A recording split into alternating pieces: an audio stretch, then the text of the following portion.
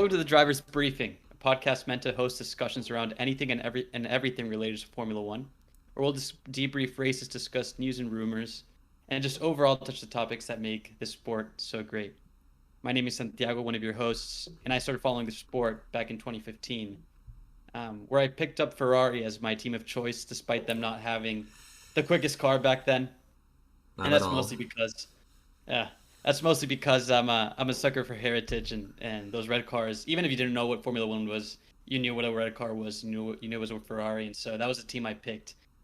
But at the same time, I came to the sport right around the time that Verstappen came into the sport, and he showed raw talent out of the gate, and he was relatable to me because we're around the same age, and so I picked him as my driver, so to say. I put all my money behind that horse, and so as you can imagine, this 2022 season has been filled with conflicts of interest for me as a fan.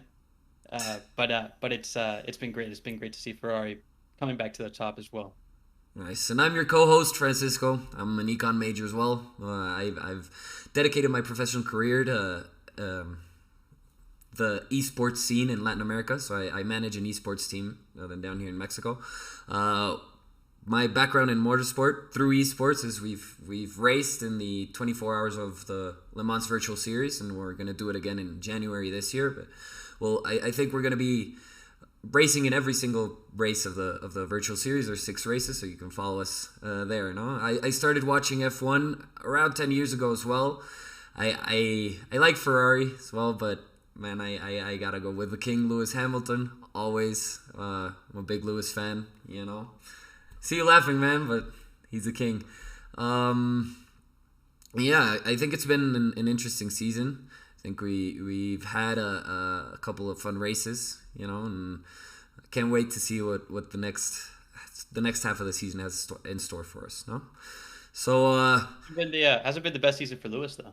no, not for Lewis, but I think he's coming back slowly but surely, man. Slowly but surely.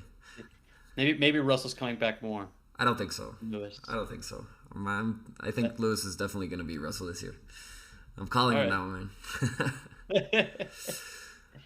Anyway, but yeah, guys, that's a bit about us, and you'll certainly get to know more about us as these episodes progress.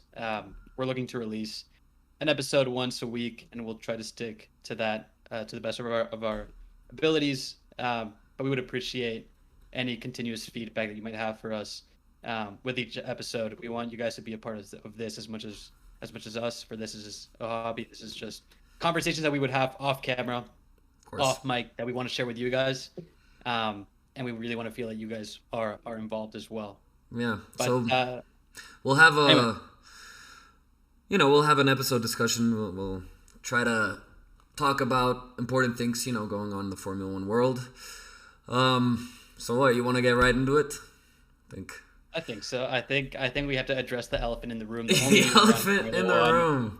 All right, so it's been an interesting couple of weeks, a couple of days, I think. At the beginning of the week, we saw, Vettel retiring, so that was an emotional moment, especially for us that basically, since we've been Formula One fans, he's been, and Ferrari fans. Yeah, and Ferrari fans, and, his years at Red Bull was right around the time when we were, growing up watching Formula One, so that's kind of emotional. But his retirement led to clusterfuck of drama inside the paddock. So I mean, I will say I did expect his retirement. He's not in a championship winning team, and especially this year, Aston Martin has certainly taken a step back. Everyone has taken a step forward. And so he's fighting at the back. His only competition is Stroll and maybe the Alfa Romeos. Which leads me right next into it. They replaced him with Alonso. That for me is just more of the same. I don't understand what Aston Martin is trying to do with their strategy. Their whole project when Lawrence Stroll started working them, acquired the team, I believe was to make the team better. I think they should be focusing on younger drivers, should be focusing on long-term projects like Red Bull, like Ferrari, like McLaren now with Lando Norris, and what we'll get into later, So I don't get the Fernando Alonso move. Like, what do you make of that?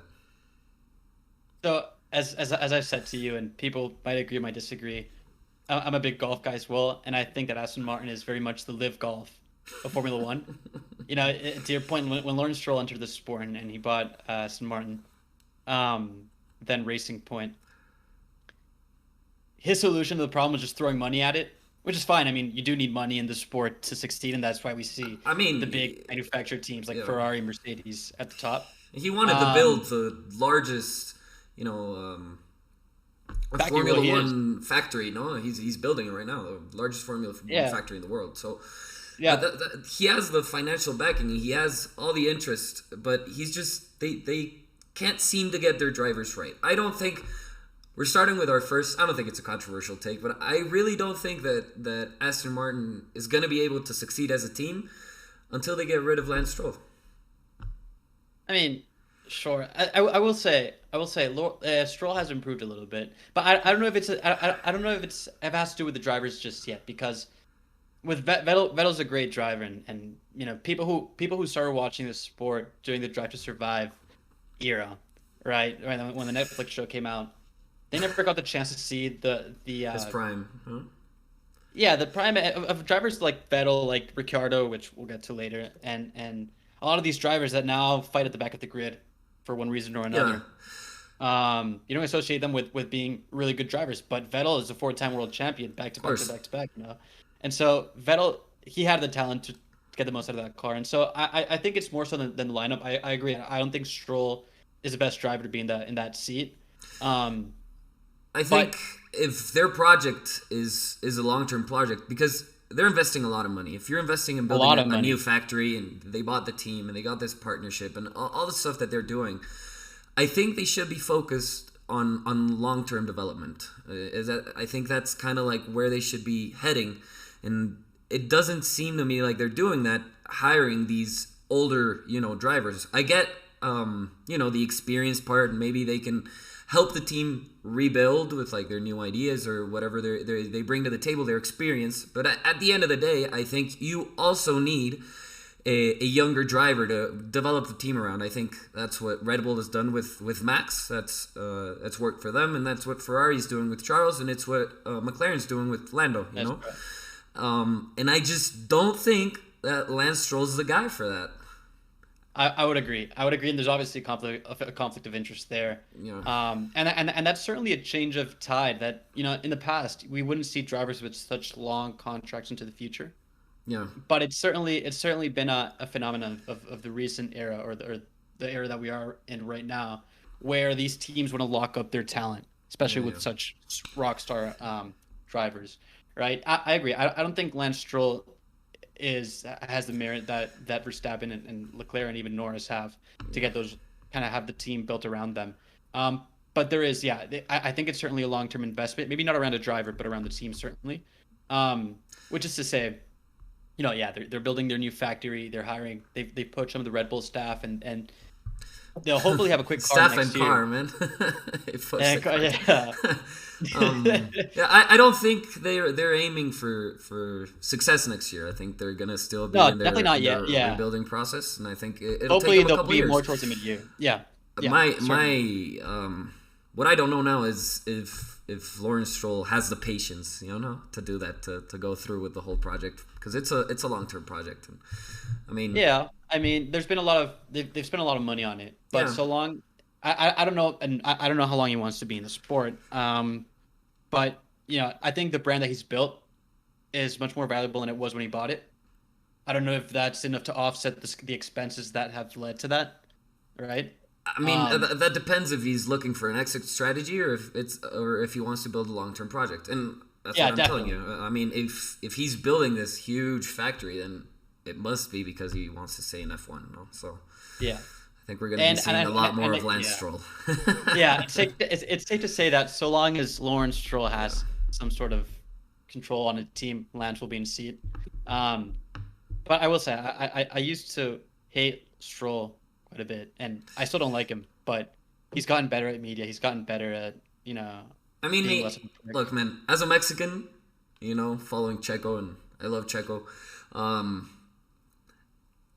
I think his relationship with Stroll, it wasn't that bad, but I think I think Stroll's been outperformed by every teammate he's had, and he's been driving at Aston Martin for Racing Point a couple of years, and then Vettel comes in and outperforms him. Like, stuff like that if you're a young, hungry, talented driver, that just doesn't happen, Yeah, certainly. And, you see it with, Leclerc outperforming, Russell right now is, the first half of the season. We'll see how the second half goes, but he's doing really well in the Mercedes. You see Lando outperforming Denny Rick. Like, it's these younger drivers that I just can't put Lance Stroll in that category.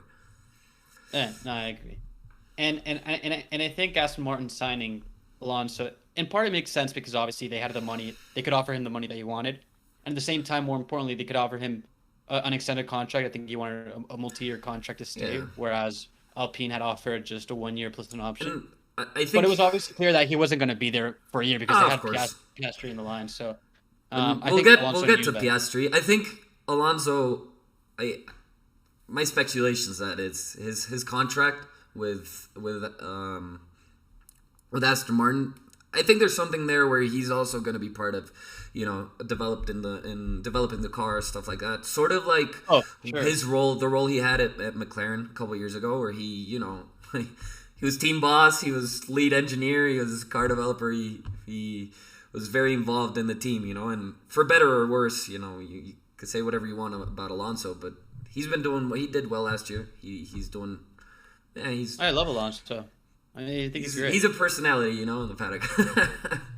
Anyway, and I would, I think he's going to take what you just mentioned, him taking a larger role in sort of development or even management to an extent, is what I expected Vettel to graduate into. Yeah. So I always saw Vettel as someone who would retire, but just take on like a management role or something, some non-driving role within a team or with an FIA, because I think he's one of those characters that lives and breathes racing. So we'll see. I expect to see him back in the paddock, but I certainly wouldn't be surprised if that was the same route for Alonso. Though Alonso, he's 42 years old, something like that. Yeah. And he's still racing. He likes to race beyond Formula One. He likes to do endurance. Like he's a racer at heart. So, and the fact that he wanted a multi-year contract suggests to me that. And I mean, he's still performing. So. Yeah. Anyway, so do you want to get into Oscar Piastri? Yeah, I think we can't get. We can't get ahead of ourselves on this. If you want, I can give a little bit of background on the guy. He, not a lot of people who watch Formula One are into Formula 2, So, who is Oscar Piastri? He's an Australian driver. He's been, going up through the ranks of Formula racing, and he's the third racer to win his Formula 2 season, to win the championship as a rookie driver. The other two racers who did that were Charles Leclerc and George Russell. So, we're talking about that kind of talent in a driver. I wouldn't say he's, a diamond in the rough like Charles or George were, but he's that caliber, Other drivers that won Formula 2 or GP2 in their first rookie season include Nico Rosberg, Lewis Hamilton, and Nico Hülkenberg. So it's big names. He's very big names. In good company. Yeah. Last year, he joined Alpine as their reserve driver and test driver. He's been testing Formula 1 cars around the world. And, he's part of the Alpine Academy. And, what happened, Santi? So we're recording this August 7th. Last week, after Vettel announces that he's retiring from Formula One and sends silly season into a spiral, only augmented when obviously Fernando Alonso announces that he's going over to Aston Martin. We see Alpine coming on the scene and announcing that Oscar Piastri, the reserve driver, would be racing for them in 2023. Notably, though, that announcement didn't have any quotes or any mention from the driver himself, which is weird. You're used to seeing these press releases, and they'll have the team principal saying oh, we're so excited to have X, Y, and Z on the team. You bring so much experience, etc. And then the driver will say, oh, I appreciate the opportunity, So it etc. was just kind You didn't of see any of that random, this year. random tweet out of nowhere, just announcing Yeah. he'll be driving for them. And then just a couple hours later, Piastri goes on his own social media. He's like, I didn't approve that. I I'm won't not be racing for them. Yeah. Alpine. Yeah, and that's important because he's been he's been linked to two teams before that announcement happened. On the one hand, initially people thought that he would go to Williams for a year, likely to replace Latifi, on loan, still being an Alpine driver, but being on loan, and then come back for 2024 once Alonso moved on to better pastures to race for Alpine. Oh, that was moved on to the fast lane once Alonso left for Aston Martin. No, before we get into this, I think even before that though, because Williams right now is not the Williams of the 90s. Williams right now isn't the team they want to race for. It's obviously a seat. It's obviously an opportunity to build experience in Formula One. Yeah, of course. But Piastri, being part of a you wouldn't go online and you wouldn't tweet what he said and declare and cut every single tie he has to Alpine if you weren't going to be racing for a better team. Like you just don't do that. Yeah. If you're negotiating with Williams and then the Alpine seat opens up, you're going to go with them. So exactly. I think he the other team, that we're going to get into is McLaren, right? Yeah. Well, McLaren, they've had this whole issue with Danny Rick for a while now, or he just hasn't been performing to the same extent that Lando has. Sad. It is. I mean, thinking back to his Red Bull years and how he's performing now and the frustration that legendary he has. Monaco win. Yeah, I will say so. It's been a while, and months back, there was the news surfaced or details surfaced that there was a clause in Ricciardo's contract where if he didn't perform, and I think there's, to my knowledge, this is like standard for all drivers, but there's a clause where if you're not performing, so that's like an exit. I've been reading up on Ricciardo's contract, and it's very interesting, the decision that McLaren has to make or has made, because nothing's been 100% confirmed yet. It's only. I think it has been made. I think so too, but at the end of the day, in order to end Ricciardo's contract, they have to give him a big payoff. So it's a financial sacrifice to get rid of him and to put Piastri in his seat, which is, I mean, we talked about how he's a guy that's been proven in lower categories, but at the end of the day, he's never raced in Formula One. And McLaren is getting rid of this experienced driver who's proved time and again that he can deliver. Not necessarily with McLaren. Not in this car. Yeah, exactly. Not with this car, and so they're taking this risk. They're gonna put Piastri there probably, and so what's gonna happen to Danny? I mean, I think the Alpine seat will be the Alpine seat would be perfect for him, but at the end of the day, do they want him back there? Like, yeah, it wasn't the best breakup. Yeah, so I don't know, man. I will say it's also in his interest. I will say, it's also so yeah. There would be have to pay out to break his contract, but I think there's also a bit of leverage for McLaren in that they know that Danny Rick wants to stay in the sport, right? Where else is he gonna go? Indy, or is he going to NASCAR? He loves America. But it'd be fun to see. It'd be fun to see Danny Rick racing in the U.S. Like racing NASCAR, or Indy. I mean, I think Indy would be a better place for him. But anyway, I mean. We've seen Formula One drivers, dominate IndyCar. Well, yeah. Ericsson just won Indy 500, I think. I think we could talk about IndyCar a little bit later on, because there's a few things with McLaren, that I thought personally that they would bring one of the IndyCar drivers that they've been talking about instead of Oscar Piastri. Yeah, that one close, but anyway. Danny Rick, there's leverage from McLaren, and that Danny Rick wants to stay in the sport, right? And so it's in his best interest to figure out where he's driving for, next year, sooner rather than later. Of course. Right? And so if he gets a compelling offer, I don't think Williams, but say Alpine, they're willing to put the bad blood behind them and say, we'll take you back. In the end, you're a good driver, you have experience, etc.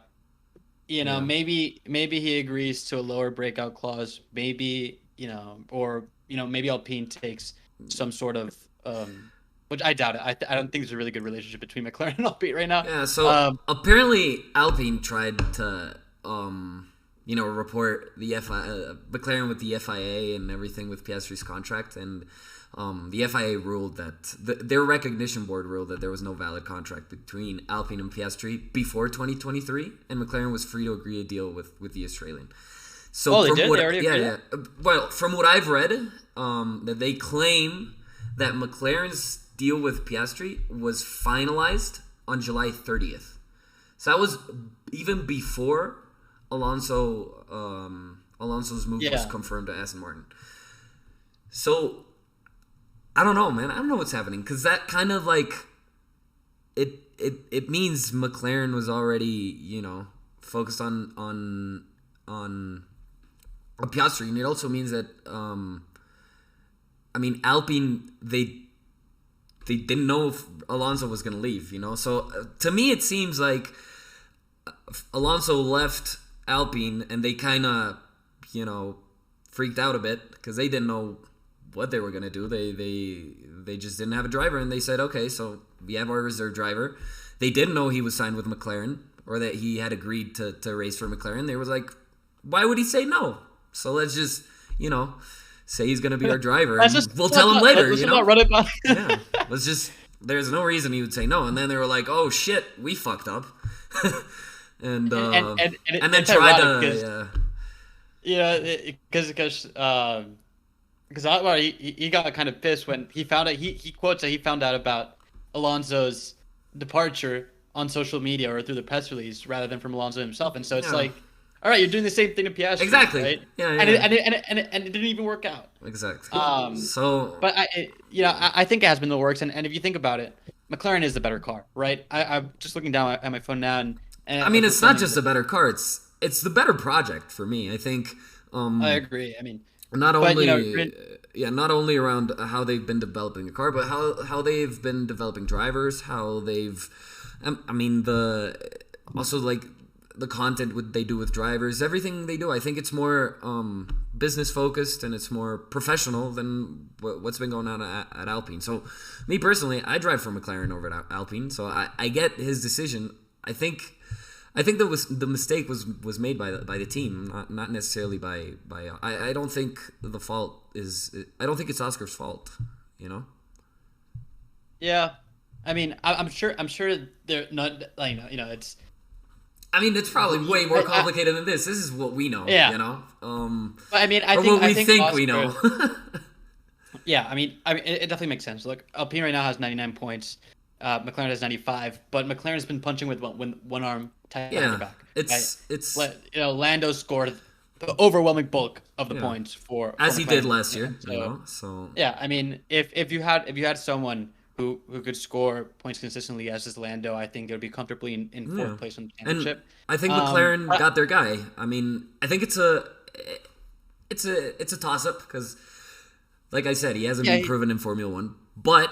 He's a racer. He's a racer, man. And I will say, I think Oscar, sure, he doesn't owe anything to anyone. In the end, he has to look out for himself. And if the contract with McLaren presented a better opportunity for him than did going to Williams for a year and then coming back to Alpine, I would have taken it in a heartbeat too. But I will say, Alpine's put their money behind that horse for a while now, right? I think it was back in 2020 when they officially signed him to the Talent Academy, to the Renault Sport Academy, and they've given him all the Formula One test drives that he's had. I think not but him kind of negotiating this behind their back, or so it seems to us from the outside.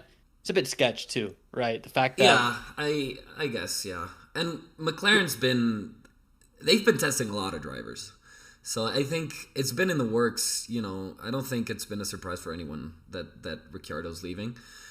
But yeah, now that you mention it, I think it was done. I don't know, man. Like, he probably should have told Alpine, but at the end of the day, if he didn't have a contract for them in 2023, is it really like his obligation to tell him, you know?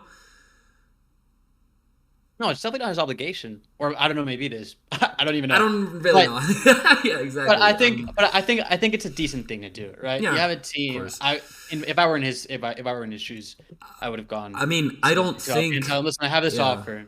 I don't and think I don't think personally, Piastri thought they would announce him on social media without his consent, though. So, you know. Yeah, I think they both burned Yeah. quite a few bridges between them. But I mean, I don't know.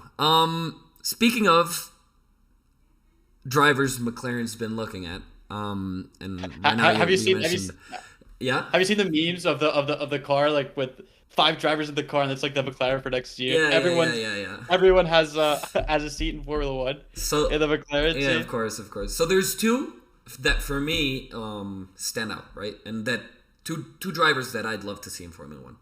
The first one is Pato Ward, of course, because he's Mexican. He's been performing in IndyCar. He drives for the McLaren IndyCar team. So I think and he's tested for the McLaren Formula One car. So I think that was sort of one of the guys they were considering. And the second one is Colton Herta. So for me, I think that right now Formula One needs an American driver.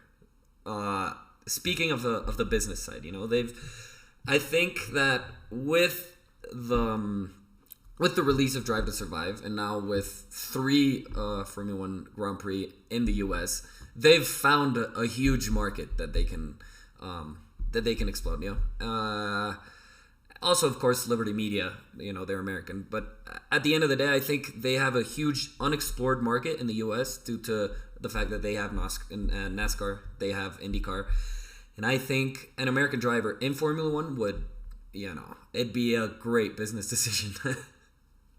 And it might come in the form of Williams because, again, I agree with you. I would have thought Pato would have been a great addition, if not this upcoming year, the next. And beyond, he has a great personality. I think he would be really strong commercially. Beyond being a great driver, because he is a great driver. But just commercially, I could just envision his relationship with Lando would be hilarious. Yeah. And he would be very likable characters on the grid, and I think that's always important to develop a fan base, to bring in sponsors, etc. He's also young, so and helps. He's young, exactly. Yeah. Exactly. Also, so is Colton. So yeah, I don't think he differentiates. I don't know Colton's personality that well. But to your point, I think there should be an American driver missing. But Logan Sargent, American, just tested with Williams, so you might see him in Latifi's seat. And we'll see, man. Start seeing a whole lot of Williams fans. Canadian money in Formula One in Coda is abundant. Is abundant. We have two Canadian drivers and no Americans, so that's big. And there's a strong stable of American talent. I think between some of the IndyCar drivers and notably, we also have not American, but let me fold into the mix before we move on. So to your point, for McLaren, there were rumors around. In terms of the Ricciardo seat, you have Oscar, obviously Piastri, which looks to be almost confirmed that will be his seat. But you had Pato, you had Colton. You also had Alex Palou, who's an IndyCar driver. He raced for Chip Ganassi Racing, and he had something very similar happen to him, the Alpine and Oscar Piastri fiasco, where Chip Ganassi announced that they would retain Alex Palou for another year, and he was like, actually, no, driving for McLaren. He had agreed to a to be confirmed racing series. Yeah, I think McLaren, out of all the teams in Formula One, they're the ones with the largest fan base in the United States. Due to Zach Brown, due to their team in IndyCar, the U.S. loves Danny Rick. So I think maybe they're the team with the largest fan base in the U.S. So I think it'd be in the interest of them to bring an American driver, and that's why they were looking at IndyCar. That's why they were looking at Colton and all these guys. Yeah. I mean, I'm sure they'll find a seat somewhere. These guys getting so much F1 testing experience. I don't know where they would go though, and it's a shame really because they're really good talents. I don't follow Sargent enough to know if he's good or not. In a Williams, he'll just be hopefully not. Hopefully I'm wrong, but he'll be at the back. with Alpine. But I mean, we know that there can be flashes of brilliance in back markers. We saw it at Russell's podium in Spa last year, and things like that, where great drivers can get the best out of low level machinery, and it's always nice to see. Definitely, but if you have an American talent, you want to spur excitement. Yeah, of course. In the U.S., you want him fighting at the front or in the middle. You don't want to find. Yeah, you might have one or two good qualifying sessions or good races where they score some points, etc. But it's funny. It's funny that we talk about American influence in Formula One and the lack of drivers and everything. We forget we have an American team, and I say American with air quotes because I mean it's an American team that was racing with a Russian flag last year. So yeah. And yeah. I think Haas is. I mean, they've been developing their car well. They are comparatively way better this season than they were last year. I don't know how much of that is due to, Kevin replacing Nikita, but it's nice to see them. It's always nice to see a team that was, always 19th, 20th place go up. They haven't confirmed Schumi yet. You know that? Yeah. He doesn't have a secured contract. That second seat at Haas is still an option. I have mixed feelings on Mick. I don't know. I couldn't tell you what he's going to do next year. I couldn't tell you if he's going to drive or if he's going to leave or if he's going to move.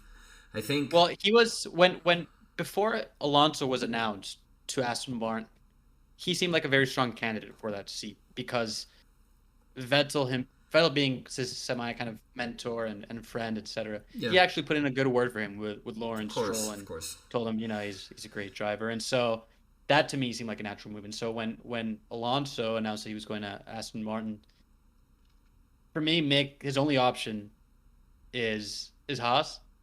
Because I don't think he'd be available for the Alfa Romeo seat. I think that's what I was thinking, Alfa Romeo, but I think Bottas has been great. No, but and he'll stay there. I think in Alfa Romeo you'll have you'll have Joe. For another season. I think Valtteri was just what Alfa Romeo was looking for. An experienced driver that can help them develop the team and that can be their poster boy. And I think Valtteri's comfortable there. So I think that's going to be a long term deal. Oh, I agree. I agree. So let's see. Let's do something. Let's try to predict the rest of the silly season and see where it goes. The silly season or the 2023 grid? We're gonna. Oh, we want to see what do you think? So let's see. I have here on my phone what seats are still open, and you can tell me where you see. All right, let me pull it up. So. Maybe first, let's start with AlphaTauri. Man, we have Gasly confirmed. Gasly's confirmed. Gasly's. I think we'll talk about him on another episode, but his career is headed. I don't know where it's headed, man. It's been the definition of bad timing everywhere. Yeah, I think he would have been. What we were talking about, if you want to build a project, I think Aston Martin could have built their project around Pierre Gasly. I don't think that would have been a bad choice. Maybe. Instead of he's a Red Bull driver. I mean, he's Red Bull. But I don't think he has no future at Red Bull. I don't think so either. Anyway, I think Pierre Gasly, and then do you think Tsunoda will stay? So I think Yuki, he has the really strong influence, or he has the backing of Honda. Yeah. We're very strong, we're very vocal partners. Less so today now that they're not a title sponsor anywhere, but they're still developing their the engines, right? Engines, and so I think Red Bull they do engines, have a but voice. It's Honda people. Yeah, I do think they still have a voice there, and so because of that, I'm inclined to think that Yuki will get re-signed. I don't know if it'll be a long-term deal. I think it might be a year deal. Yeah. I think that. Yeah, I think he'll stay. I think that we can discard the top three teams. They're going to stay the same. Yeah, well, those are signed. I mean, Red Bull, Mercedes, and Ferrari, they're going to stay the same. Hamilton, Russell, Verstappen, Perez, Leclerc, and Sainz. I think they're not going anywhere. Then McLaren, they had confirmed Norris and Ricciardo, but at the end of the day, I mean, I think it's Norris Piastri. I think it's Norris Piastri. Yeah. Ricciardo. I think he's gonna get a big payday, to finish his contract, and then I don't know. Do you think he'll go to Alpine? I think so. That's where I'm putting my money. So I think we'll he'll go back to Alpine. Ricciardo and Ocon at Alpine. I think so. I mean, yeah, he burned bridges, but he needs to drive, and they need a solid driver, which I don't think they'd find that in Mick. I don't think they'd find that in, who are the Joe, Is Zhou Wang Yu confirmed for next year? I don't think he is. No, he's not. He's not confirmed. But I think he deserves another season. I mean, I don't think they'll give that seat to Ricciardo because he has a similar. It's a very similar profile to Valtteri Bottas. I think they're very kind of similar drivers in the sense that they're around the same age. They have about the same experience. They both performed at top teams. So I don't think they would go for Danny Rick at Alfa Romeo. I don't think so. I mean, I think that seat will be Wang Yu Zhou or maybe even Mick, Yeah, Mick. Yeah, so Mick has those ties to the Ferrari Driver Academy, and that second seat is Ferrari have a voice there. But I think rumor has it that he won't be a Ferrari driver next year. Yeah, rumor have it that he's leaving the academy. Yeah. I don't know. I wouldn't be surprised to see Mick outside of Formula One, which would be a shame. It would be a shame because I mean, but he hasn't had stellar performances. Like he hasn't. No, he hasn't. But obviously, last year you can't really have a stellar performance. Last year with the car that I think the second half of the season will dictate pretty much what'll happen to him. It would be a shame because Mick has historically, and even in the junior formulas, been a slowly brewing driver. He didn't win his Formula 2 title. I don't know if Ferrari will have the patience to I don't know if sacrifice a seat for him in order for him to develop. So I think we'll have Zhou still in Formula 1. So I think so. Alfa Romeo will stay the same. So now the other spot for Ricciardo, if it's not Alpine, I think it's Haas. Yeah. The thing is, it's a conflict. If those I don't really can't be rebuilt, and or maybe I don't know if I see Mick and Alpine. I don't think Alpine would want Mick either. Another place he could go is Williams. They confirmed Alex Albon, and did you see how he was confirmed with the tweet they were making fun of? Yeah. It's he was like, I'll be racing it. I realized, I found out that Williams did release a statement with my consent, and I will be racing it. Exactly. Yeah, that was hilarious. So they confirmed him for 2023. So you have that Williams seat. Would Mick want to go to Williams just to the same Formula 1? Maybe. Would you rather go to Haas or would you rather go to Williams? Well, for Mick, I don't think Mick has enough. For Danny Rick. If you were Danny Rick. Oh no, Danny Rick isn't gonna go to Williams. You don't think so? If he'll go race in Indy before he goes to Williams. Yeah. I don't think so. I think Danny Rick is either going to be at Alpine, which he had to rebuild those bridges, or go to Haas. Chumi's only option, I think, unless he wants to go back. Not go back. He hasn't been there, but drop down the grid and go to Williams. I think his only option is Haas, and I think they know that. They've, in theory, I read they stopped rushing his contract negotiations. So. It'd be a shame. I really like Mick. I like he's a nice character on the grid. He's a nice guy, yeah. But at the end of the day, it's a Schumacher name, Yeah, and that's a plus for the team that he's driving. It's always going to be. But he hasn't shown that spark yet, Yeah, but he wasn't going to show that spark at the beginning like other drivers did. But that's another guy that you could build a team around, to your point. About wanting younger drivers to build teams around. But he's more of a toss-up, I think, than other drivers like Russell, like Max, like Charles, like even Pierre Gasly. I think he's won a race, so in a midfield car. As for Martin, so we have Alonso and we have Lance Stroll. I don't think there's any other option there. No, there's not. Thinking who could come up from Formula 2. Theo Poucher had a good season, and I think he has a seat. if it's not Joe, I think it might be him I think there's for Alpha. so many drivers available that I don't know if someone from Formula 2, apart from Piastri, or I think he'll be the only rookie we'll have next year. So that would put. So are you still set with Ricciardo at Alpine, or would you put him at Haas? And where does Mick go?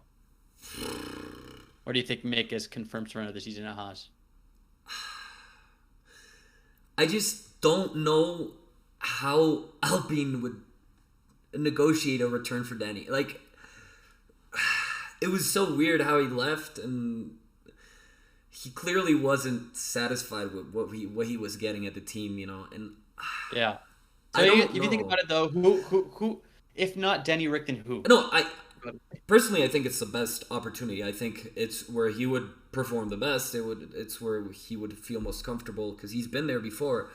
I just don't know if they can get over, having him back and like him saying, because when he went to it was Renault, no, back then when he went to Renault, he was committed to a long-term project, and he left early and he bailed, So I don't know.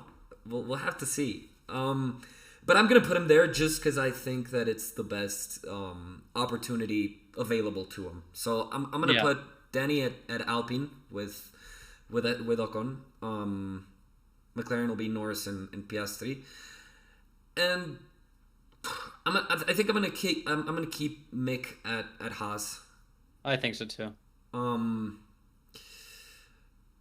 But then I think I'll get a one contract, 1 year contract. Yeah, right? I think I am contradicting myself now because that will leave the Williams seat open. I don't think Latifi's going to be there next year. I don't think so either. So maybe we'll have another rookie there. No.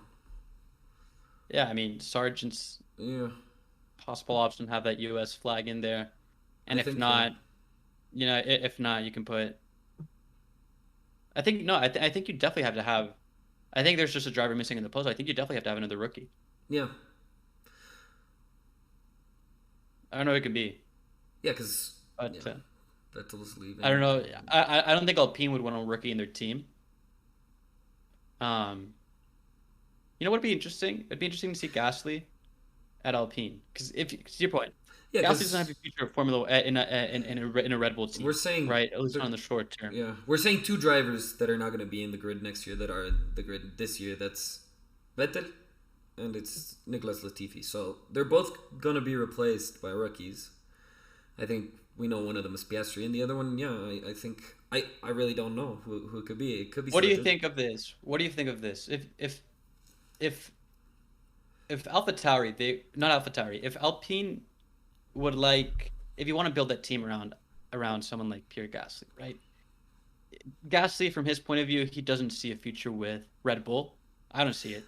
I mean, and AlphaTauri's on a team to build. Not just him. I don't think anyone sees a future with him at Red Bull. I mean, yeah, Perez has been confirmed for 2 years. So that's 2 years where, I mean, at the end of the day, AlphaTauri's an academy team, and Gasly just keeps on getting older, and you just can't be in an academy forever.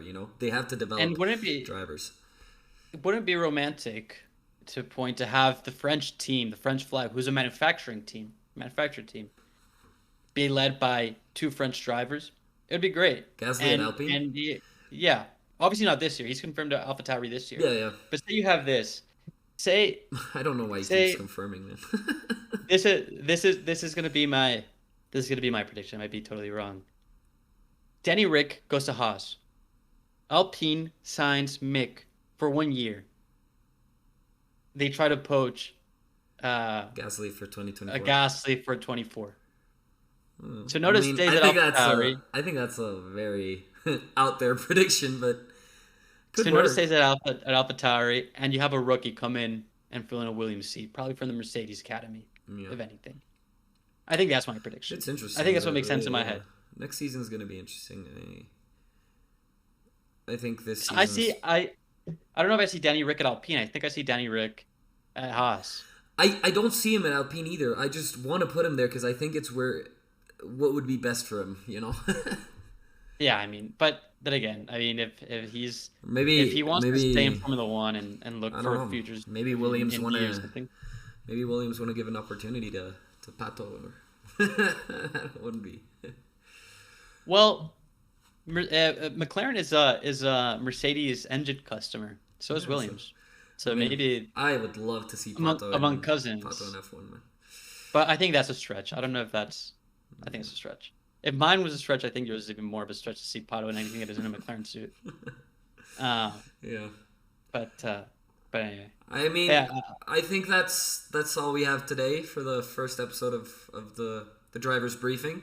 And I think it's been a good conversation. I didn't keep time, and I think it's something we'll probably have to start doing because this might end up being a really long episode.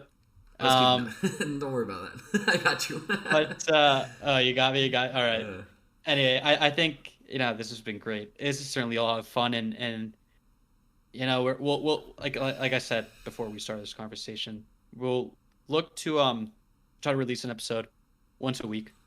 it'll probably be Um, in Mondays, no? So we can do post race, pre race, stuff like that. yeah, Discussions we'll and try. So keep today an eye out. today was talking about more the drivers' market, silly season, because we're in the middle of it, and we don't have a race until Yeah. 3 weeks from now. So To give you guys a sneak peek, I think next week we'll be talking about just kind of a recap of the first half of the season. yeah, Who we see carrying the best momentum moving forward, not just the top, but also in the middle and towards the who's back of gonna the take grid. that second place? And who's going to take the second place. That's right. And so, anyways, Comeback of as Lewis. this, no, not comeback of Lewis. He's been on the podium quite a bit recently, so Save it for next week. maybe. But anyway, this has been great, and we'll see you guys next week. See you guys next week. Thank you for And listening. make sure to follow us on our socials. Just look up the driver's briefing everywhere. We'll be on Twitter, on Instagram, on TikTok. Um, meet us there, and that's where we'll be announcing new episodes and any of that good stuff. So Thank you for listening, guys. This has been the driver's briefing.